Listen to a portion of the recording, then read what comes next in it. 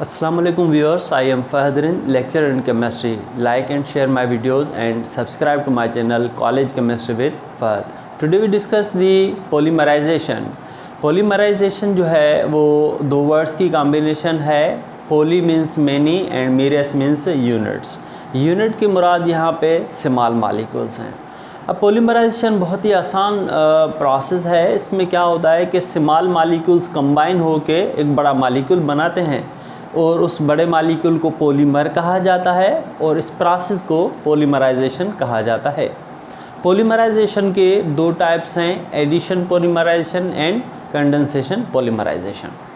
तो polymerization Greek language से poly means many, meros means units. Definition इसकी, the process in which small molecules means के monomers. Mono means के one and meros means unit means के एक unit.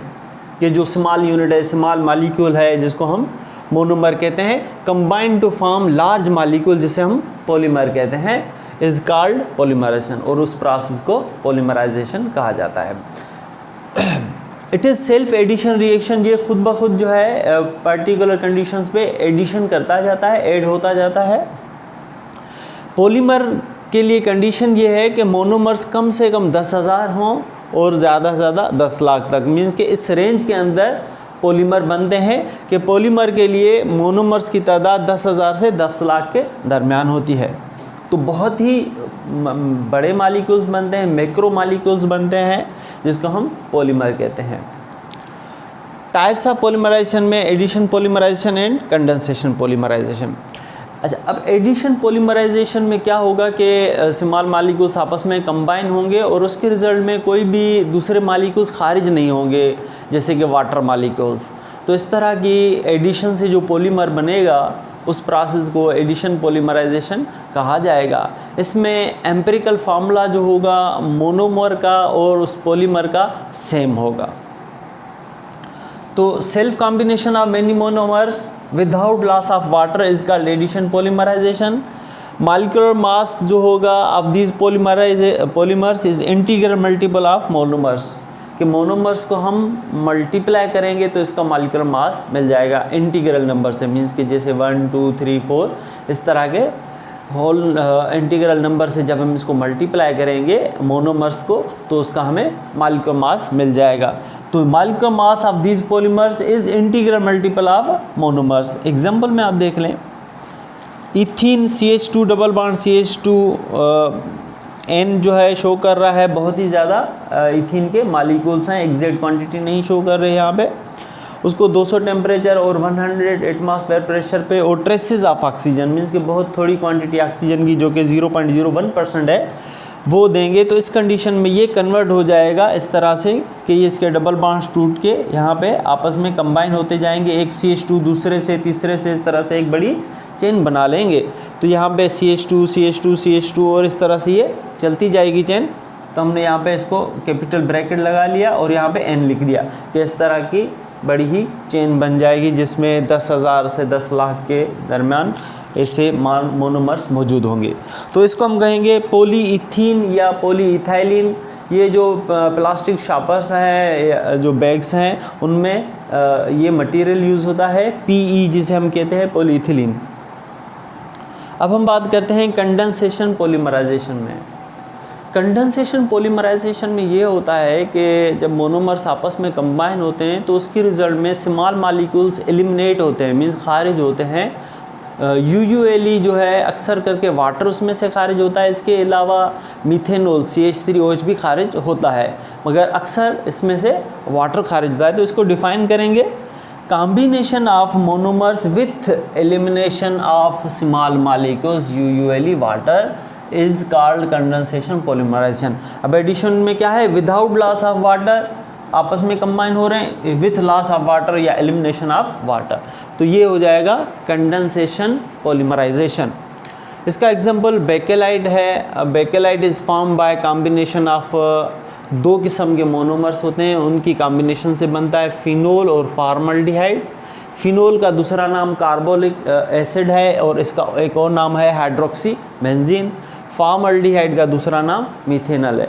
ये नाम मैंने इसलिए लिखे हैं कि अक्सर जो MCQs वगैरह आते हैं उसमें अगर स्टूडेंट ने फिनोल और फॉर्मल्डिहाइड पढ़ा हुआ है, एग्जाम में कार्बोलिक एसिड और मिथेनॉल की कॉम्बिनेशन से जो पॉलीमर बनेगा उसका नाम बताएं तो वो बेकेलाइट होगा। तो अदर नेम्स भी आपको आने चाहिए।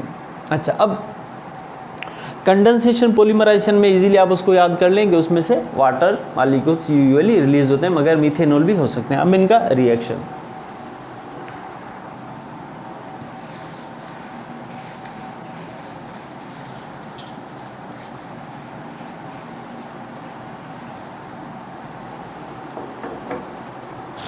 इनके रिएक्शन में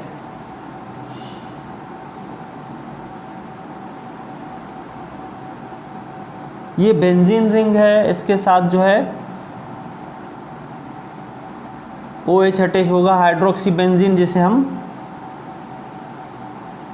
फिनोल या कार्बोलिक एसिड या हाइड्रोक्सी बेंजीन कहते हैं। प्लस में इसके साथ फॉर्मल्डिहाइड अटैच होगा,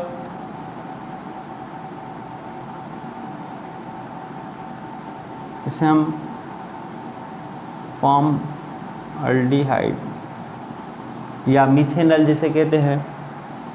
इसके साथ एक और फिनोल का जो है मॉलिक्यूल हमने ड्रा कर लिया यहाँ पे।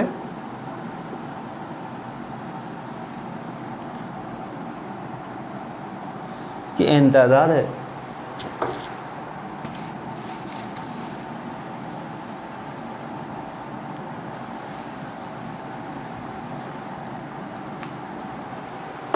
इसकी कॉम्बिनेशन जब होगी, इनका इंट्रैक्शन होगा, तो इसके रिजल्ट में इसमें से वाटर मॉलिक्यूल्स जो हैं -H2O, या यही वाटर मॉलिक्यूल्स हम यहाँ पर आर्डेट में लिख दें वो भी सेम बात है, या यहाँ पे हम लिख दें तो इसमें से वाटर मॉलिक्यूल रिलीज हो रहे हैं, तो ये हो जाएगा कंडेंसेशन पॉलीमराइजेशन। इसकी रिजल्ट में जो बेकेलाइट बनेगा वो इस तरह से बनेगा।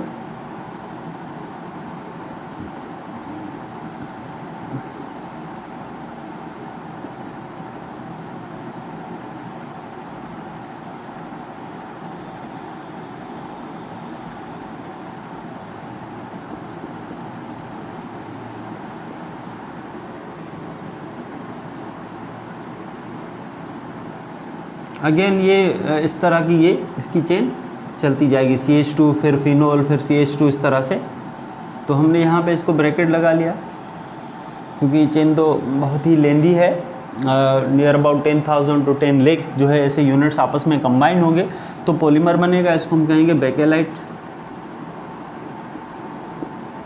तो यहाँ पे जो n नंबर मीन्स के लाखों करोड़ों जो मॉलिक्यूल्स हैं इनकी कॉम्बिनेशन हो रही है, वही n नंबर हम यहाँ पे भी मेंशन कर देंगे कि वो आपस में कंबाइन होके ये प्रोडक्ट बनाएंगे। तो इसमें आपने देखा कि वाटर मॉलिक्यूल्स रिलीज़ हो रहे हैं, ये कंडेंसेशन प्रोडक्ट है, इसमें बेकेलाइट बन रहा है फिनोल और फॉर्मल्डिहाइड की कॉम्बिनेशन से। तो एग्जाम में आपने इसी तरह से इसको लिखना है।